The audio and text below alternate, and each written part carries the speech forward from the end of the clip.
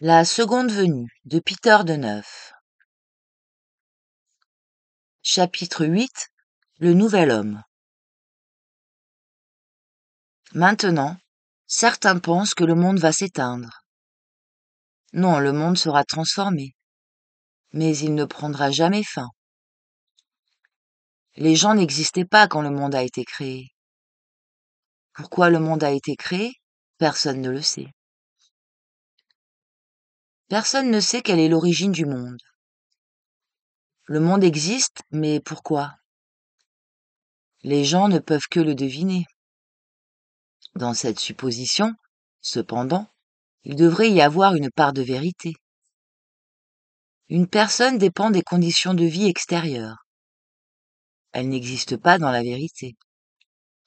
Si elle dépend du savoir des gens, elle ne peut pas être dans le domaine de la sagesse. Si elle dépend de la vie des autres, la vie n'est pas en elle-même. Vous êtes soumis à l'une des plus grandes épreuves. La terre et le soleil peuvent-ils tomber alors que la loi règne? Ils existeront jusqu'à ce que Dieu tienne les rênes entre ses mains. Une âme peut-elle tomber ou disparaître alors que Dieu règne? Peut-elle être enlevée et tomber dans l'abîme jusqu'à ce qu'il tienne son destin entre ses mains? Non. De même que chaque monde est créé pour remplir sa fonction, être habité et donner de la place à la vie pour se développer. De même, chaque âme, créée par Dieu, naît pour donner de la place à sa conscience, pour s'y habiller. De même que les mondes servent à donner la vie aux âmes, de même les vies des âmes servent la conscience de Dieu. De même que les âmes s'incarnent dans les mondes, de même Dieu s'incarne dans les âmes et manifeste son grand esprit. Il n'y a rien qui puisse vous faire craindre ou redouter. Un grand artiste qui a commencé à faire son grand travail peint déjà sur leurs lois et les lecteurs ne peuvent plus lire correctement. Un changement interne dans l'âme humaine se produit. Et donc, ce que l'homme a vu auparavant, il ne le voit plus. Et ce qui avait un sens auparavant reste maintenant complètement vide de sens. Bien sûr, ce n'est qu'une apparence, comme sont apparentes les fissures et les démolitions mentionnées du rocher du berger. En science, on appelle cela une transformation. Par exemple, si nous chauffons de l'eau, elle se transforme en vapeur et disparaît. La transformation est un processus de conversion d'une chose en une autre. Selon cette loi, l'humanité contemporaine passe également, au cours de son développement, d'un état à un autre. Les gens se retrouveront bientôt dans la position du papillon, qui n'apprécie pas les feuilles comme nourriture. Ce qu'il considérait être, par nécessité, mais qui se perche paisiblement sur la feuille, sans causer aucun dommage. Maintenant, il ne l'endommage pas, car son attention est concentrée dans une autre direction. Le nectar de la fleur. Lorsque le papillon était encore une chenille, les fleurs n'avaient aucun contenu. Mais après, lorsqu'il a quitté cet état et est entré dans son nouvel état, elles sont devenues une pièce maîtresse de la vie du papillon. Par conséquent, nous devons simplement reconnaître le fait qu'une nouvelle force est entrée dans notre monde, qui agit de manière très sensible. Tout comme la vie des mammifères était un avant-goût de la vie humaine, de la même manière, la vie humaine est maintenant un avant-goût de quelque chose de plus élevé, qui est en train de venir dans ce monde. Si le bœuf prend forme humaine, ses conditions de vie s'amélioreront. Si le poisson prend aussi forme humaine, ses conditions s'amélioreront également. Le Christ est venu sur terre pour sortir les humains des conditions de vie de la terre pour les transformer et leur donner une nouvelle forme, de sorte que, lorsqu'ils ouvriront les yeux, chacun dira: J'étais aveugle, mais maintenant je vois. Il est temps maintenant que nous commencions à marcher en avant, et non en croyant. Lorsque le Fils de l'homme viendra sur terre, les gens verront. Le Seigneur écrira sa loi dans leur cœur. Ils ne demanderont pas s'il y a un Dieu ou non, mais le connaîtront. La bénédiction de Dieu sera sur tout le monde, sur la terre entière. Tous les peuples seront les gens. Chaque personne sera sur le figuier. L'homme vivra jusqu'à un âge avancé. Chacun partira dans l'autre monde à sa guise. Nous sommes maintenant dans un nouvel âge, où un nouvel homme est né, où le nouvel Adam est créé. Chaque fois qu'un nouvel Adam est créé, il y a des cataclysmes, des transformations. La forme dans laquelle l'homme s'incarne est juste transitoire. Adam, le premier homme que Dieu a créé, ne pouvait pas penser. Il ressentait. Adam a été le premier homme dans lequel la conscience a été évoquée. Il a commencé à penser. L'esprit objectif est apparu en lui. Le monde est aujourd'hui plus noble qu'il ne l'était. Aujourd'hui, les bénéfices sont beaucoup plus importants qu'autrefois. Aujourd'hui, les gens sont plus miséricordieux qu'avant.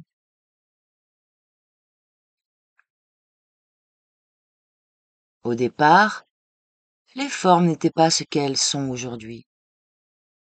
Les formes signifient toujours une idée. Les matières liées aux idées sont considérées comme des matières premières. Toutes les anciennes formes seront détruites. Les gens ne remarqueront pas qu'ils deviendront plus grands. Ils deviendront de nouvelles personnes, avec de nouvelles compréhensions. Les nouveaux organes sont en train de se développer. La forme actuelle est l'une des dernières formes, mais pas la dernière atteinte par les personnes. Tout comme les poissons ont transformé leurs branchies en poumons, nos poumons seront transformés en organes spéciaux, afin que nous puissions respirer à travers l'éther. L'éther, dont tous les hommes meurent, sera l'environnement des hommes, et ils y vivront.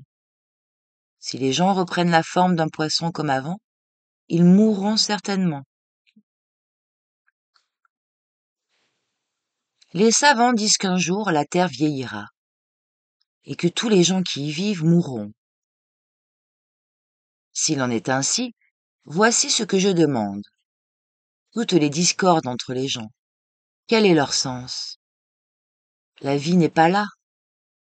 La terre est une école, et les gens sur la terre ne mourront pas, mais seront transférés dans d'autres endroits, afin qu'ils continuent leur éducation. Par conséquent, pendant que vous êtes sur terre, vous devez apprendre toutes les règles de la bonne vie, car là où vous allez, vous serez placé à un endroit approprié. Les connaissances acquises pendant des milliers d'années définiront la prochaine forme qui vous sera donnée. Toutes les créatures qui habitent actuellement la Terre sont toutes rationnelles. Et selon leur développement, chacune d'entre elles prendra sa prochaine forme. Le bœuf ne sera pas un bœuf, le cheval ne sera pas un cheval, le moustique ne sera pas un moustique, et l'humain ne sera pas un humain. Chaque créature assumera la forme, jusqu'à laquelle elle est parvenue. Par conséquent, la forme de chaque créature doit être modifiée. Elle sera modifiée en fonction du stade de développement de l'esprit.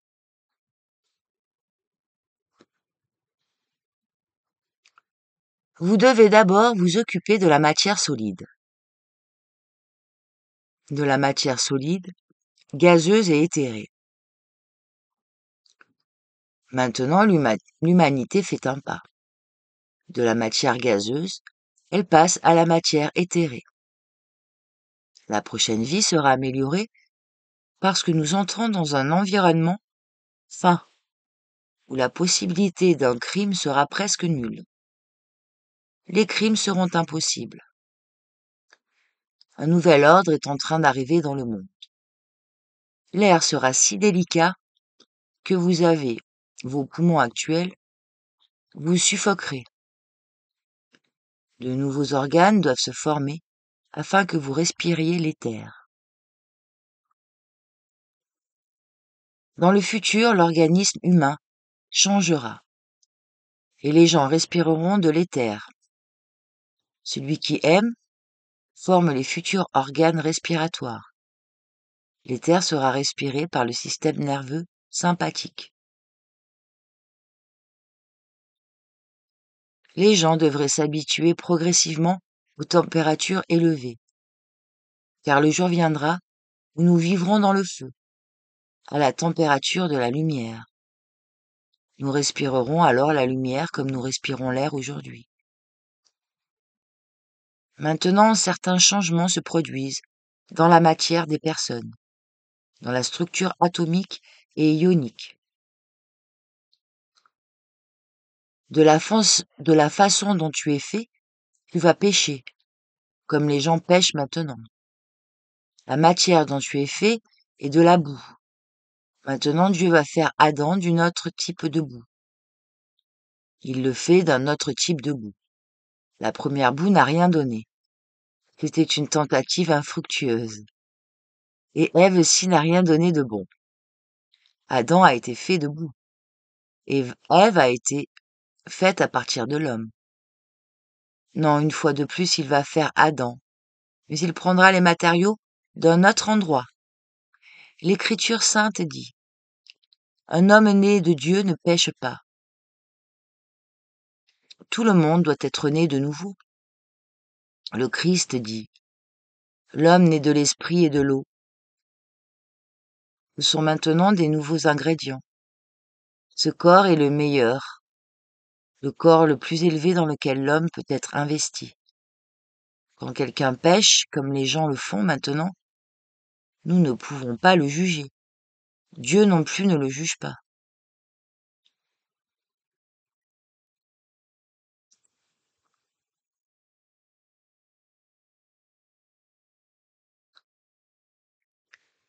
Le cœur s'est déplacé un peu vers la gauche pendant l'involution. Les défauts sont initialement venus de la droite vers la gauche. Et c'est pourquoi le cœur s'est déplacé un peu vers la gauche. Selon la loi de l'évolution, le cœur va revenir au centre de la poitrine. Ceux dont le cœur est à gauche descendent. Lorsque le cœur commence à se déplacer vers la droite, on peut dire que l'on est en route vers le ciel. Une personne doit faire de la place pour le nouveau cœur en elle, qui est fait de matière douce et non de pierre, comme son cœur actuel. Le cœur doux a été tissé de la matière de la miséricorde. Par conséquent, ceux dont le cœur est miséricordieux sont des candidats pour la nouvelle race. La douceur du cœur est l'un des signes des personnes de la 6e race. Il est dit dans l'Écriture: je leur enlèverai le cœur de pierre, et je leur donnerai un cœur nouveau. Les cœurs de pierre durs des gens seront utilisés pour paver les rues, et les cœurs doux resteront vacillants. Ils apporteront au monde ce qui est grand et beau dans la vie divine. L'Écriture sainte dit: Dieu insufflera son esprit et écrira la loi dans le cœur des gens. Il est en train de l'écrire maintenant. Vous tous qui êtes prêts à adopter le nouvel âge qui vient, cela se produira à coup sûr. Il l'appelle la seconde venue, le changement des âges, le changement. Appelez-le comme vous voulez. Il dit, j'écrirai ma loi dans leur cœur et j'y mettrai mon esprit. Et tous, jeunes et vieux, me reconnaîtront. Vous ne pouvez pas connaître quelqu'un si vous ne l'aimez pas. Tout le monde s'aimera et rivalisera pour se faire du bien. Les hommes et les femmes, les serviteurs et les maîtres, les disciples et les enseignants, et tous les autres rivaliseront pour se faire du bien et se rendre des services. Tel sera l'avenir.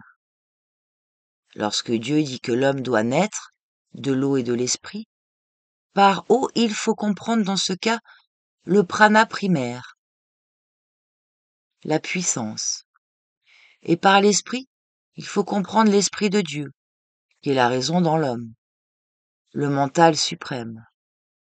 L'homme nouveau naîtra d'eau et d'esprit. Le corps spirituel est en train de se construire. Il n'est pas encore terminé.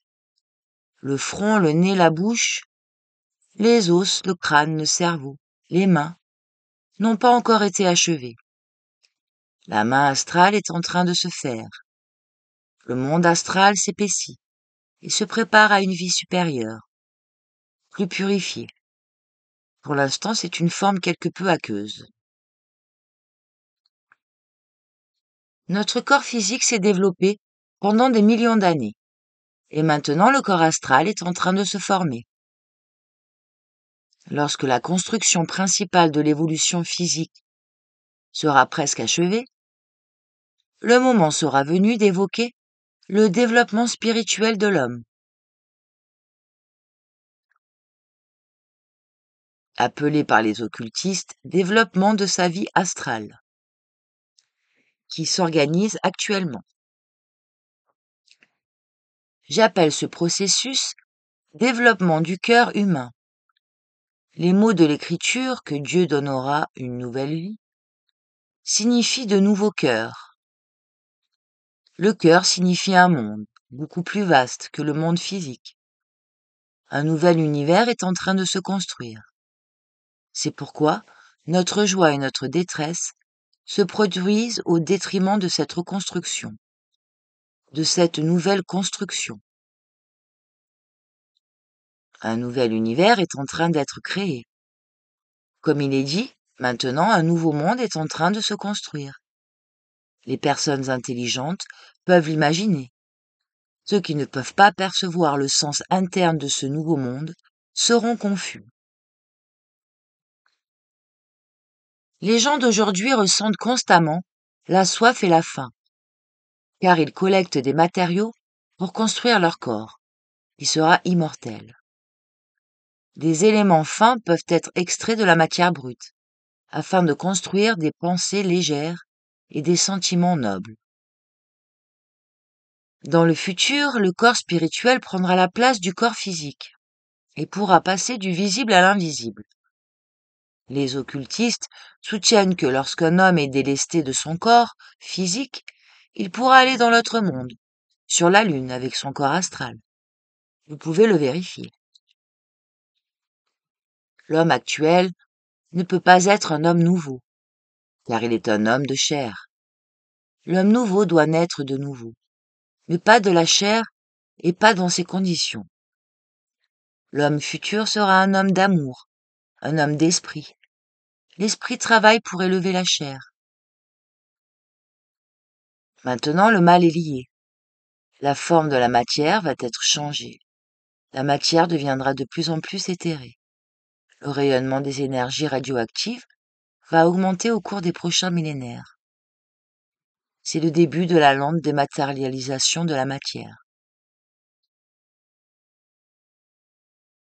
Si les gens modernes ne parviennent pas à prendre une nouvelle direction, ils y seront contraints par l'épuisement de leur système nerveux. Ils deviendront tous des névrosés et seront alors obligés de gré ou de force d'abandonner les anciens concepts et les anciennes aspirations pour s'engager dans la nouvelle voie. Un jour, l'humanité sur Terre sera organisée comme notre cerveau l'est aujourd'hui. Il y a 3 milliards 600 millions de cellules dans notre cerveau qui ont réparti tout le travail entre elles. À l'avant du cerveau, on trouve des fibres blanches, qui sont les tissus de la conscience humaine. Ces fibres blanches déterminent la façon dont une personne perçoit la lumière. La lumière et comment elle perçoit le son. Chacun d'entre vous peut faire un test. Nous percevons les sons, mais parfois nous percevons aussi les pensées. Une personne pense quelque chose et une autre demande « J'écoute, que veux-tu dire ?» Rien n'a été dit, mais le premier homme a perçu la pensée. L'oreille de cet homme est bien développée, et il perçoit les pensées comme des sons.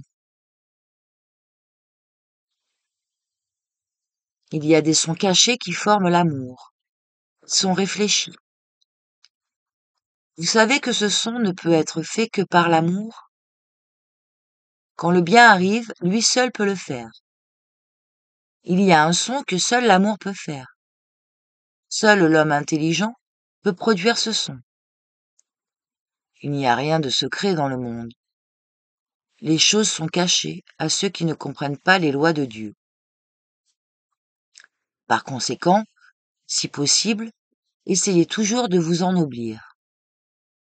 Cela signifie écouter votre esprit, ce qui est bon dans votre esprit. L'esprit qui ne provoque pas de turbulence en vous. Chaque fois qu'une bonne pensée vous vient, elle vous élève. Écoutez votre cœur.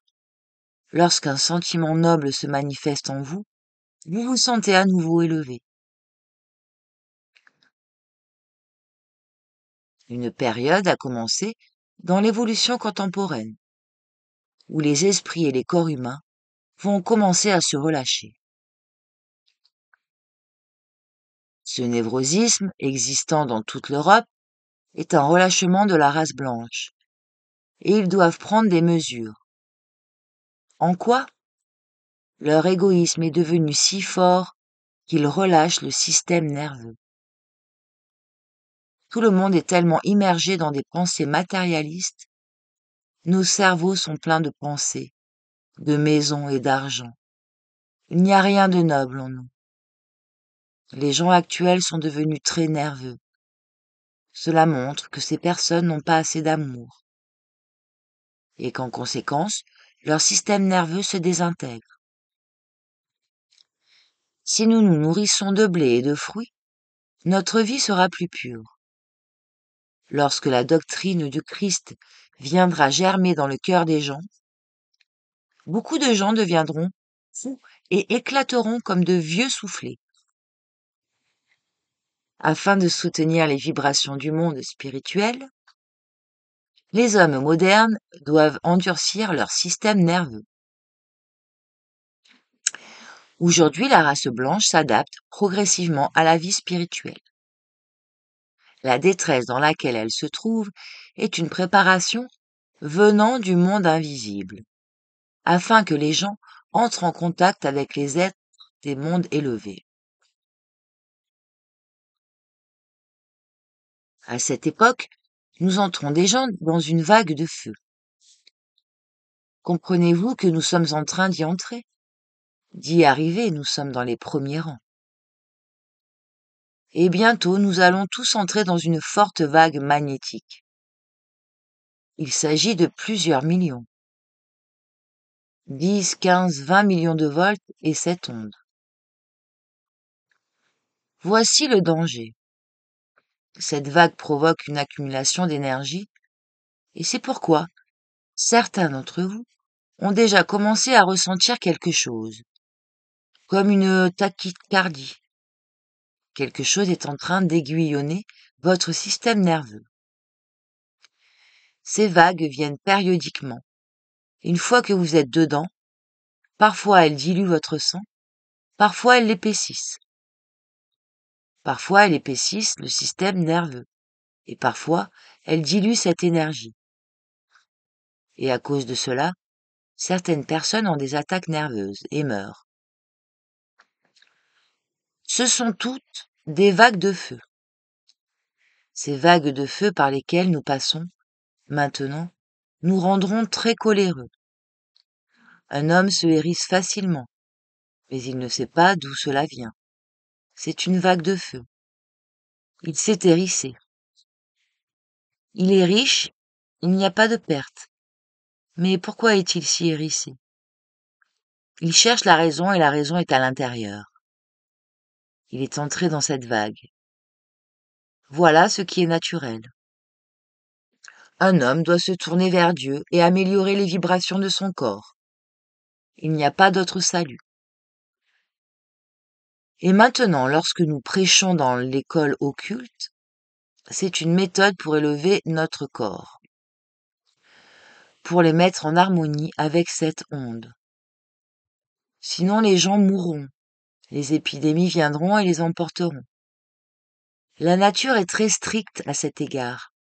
Elle supporte beaucoup de choses, mais lorsque ces êtres pêchent trop, elle vient et emporte tout. C'est comme un potier qui dit ses pots ne sont pas bons. La nature les lave, elle enlève son esprit, les gens meurent. Après cela, il renvoie son esprit une fois de plus. Dieu a fait cela plusieurs fois. Il a lavé une race entière, puis l'a recréée. Pour soutenir les énergies de Dieu, une personne doit avoir une forte aspiration pour Dieu. Nous devons donc entrer en contact avec les énergies divines et nous tempérer. Chacun doit être conscient qu'il est un facteur dans l'univers. L'ordre futur de la vie sera d'un type complètement nouveau. Cette vie est réelle, ce n'est pas quelque chose de fantastique. Et elle ne se trouve pas en dehors de la Terre.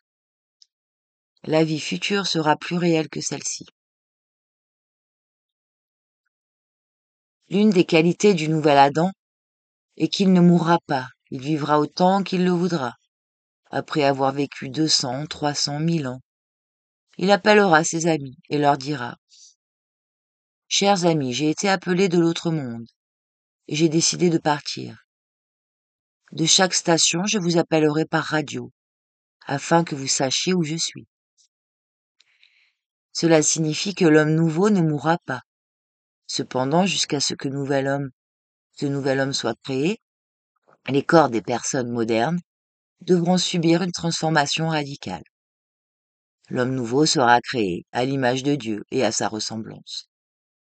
Nous sommes partis du premier Adam, fait de terre, et nous devons terminer avec le second Adam, l'immortel, qui porte en lui l'amour de Dieu. Nous nous intéressons au nouvel Adam, qui sera fait dans une matière plus fine et plus pure, et non comme celle dont le vieil Adam était fait. Il est dit dans l'Écriture: « Si vous ne naissez pas de nouveau, vous ne pouvez pas entrer dans le royaume de Dieu. » Donc, si vous ne naissez pas comme de nouvelles personnes, de nouveaux types, vous ne pouvez pas entrer dans le royaume de l'amour. Vous direz: « Comment étions-nous dans l'ancien temps? Comment étiez-vous? Comme vos grands-mères et arrière-grand-mères, comme vos grands-pères et arrière-grands-pères. Vous ferez vos adieux à vos grands-mères et grands-pères et vous aspirerez au nouveau type, le type du Christ. Ce que le Christ était, c'est ce que vous devriez être. »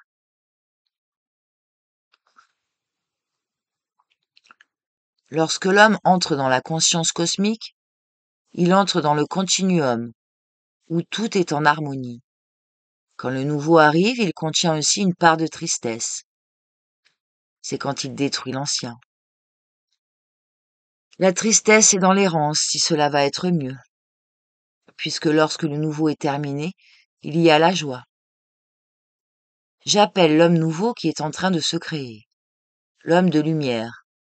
Vous vivez à une époque où le nouvel Adam est créé, et où vous le verrez tous. Il est déjà en route pour ce monde. Vous dites: « Quand est-ce que ce sera? » Quand la lune ne donnera plus sa lumière, le soleil s'obscurcira et les étoiles tomberont. C'est ce que dit l'Écriture, traduit dans une langue moderne. Cela signifie, lorsque l'ordre ancien sera remplacé par un nouvel ordre, plus approprié, plus intelligent, conforme aux lois de Dieu, alors viendra l'homme nouveau, le nouvel Adam, fils de l'homme. Alors tous les hommes passeront par lui et deviendront comme lui. Cela signifie le royaume de Dieu, le nouveau royaume sur terre est arrivé. Alors les gens vivront à nouveau sur terre, mais ils pourront aussi visiter le soleil et la lune, et pourront se promener où ils veulent. Ils auront un laissez-passer. Souviens-toi de mes paroles, et tu pourras les vérifier. Les corps des gens ne seront pas aussi lourds que ceux des gens d'aujourd'hui. Le nouveau peuple pourra transformer son corps, selon ses désirs et ses besoins. Ils deviendront visibles et invisibles. Ils rétréciront et se dilateront. Les savants prouvent qu'après 500 à 600 millions d'années, la Terre va s'éteindre. La vie va presque disparaître. Un jour, tout le monde devra quitter la Terre. Un jour, la Terre sera comme la Lune. Le froid à la surface atteindra moins 150 degrés. Alors je demande, comment ces gens vont-ils vivre sur Terre? À 150 degrés sous zéro, pouvez-vous survivre? Rien ne peut pousser. Il n'y aura pas de fruits. Alors vous n'aurez rien à faire. Vous dites, laissez les gens qui vivront dans ces temps lointains s'inquiéter de cela. Vous serez ces gens. Les êtres qui ont habité la Lune, il y a environ 100 000 personnes là-bas, car elle est 50 fois plus petite que la Terre. Il y a 100 000 personnes qui vivent sous la croûte de la Lune. Je ne veux pas que vous croyiez cela maintenant. Je sais qu'il y a 100 à 150 000 personnes qui vivent là. Ils sont très bien informés. Ils vivent sous la croûte. Ils ont des jardins, des vergers. Ils utilisent l'énergie solaire, la transportent sous la croûte et en sortent, car là, ils ont d'excellentes conditions pour étudier le ciel.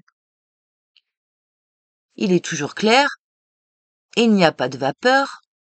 Ensuite, ils sont exempts de tout microbe. Il n'y a pas de microbes là-bas. Sur la Lune, ils vivent aussi longtemps qu'ils le souhaitent. Ceci, à propos de la Lune, est une bonne chose. Mais alors, qui sommes-nous ici sur Terre? Si un homme passe de la Terre à la Lune, avec ses 60-70 kilos, il ne pèsera là-bas que 250 grammes. Si vous vous déplacez vers le Soleil, vous pèserez 16 tonnes, en étant le même corps. Maintenant, vous pouvez penser que c'est drôle. Je vais vous dire un fait annoncé par les scientifiques. Les scientifiques modernes ont établi que la matière sur Sirius est si lourde que 3-4 cm3 seraient suffisants pour briser un camion. Juste 4 cm3 de cette matière peuvent briser le plus robuste des camions. Si vous pesez 16 tonnes sur le Soleil, alors pour y vivre, vous pèserez 16 tonnes. Et aurez une tension interne pour équilibrer les 10 000 kg. Alors vous les porterez, vous jouerez avec eux. La pression externe et la tension interne doivent être égales. Plus nous nous élevons dans l'évolution humaine, plus la tension interne est grande, et plus les conditions deviennent difficiles. Fin du chapitre 8.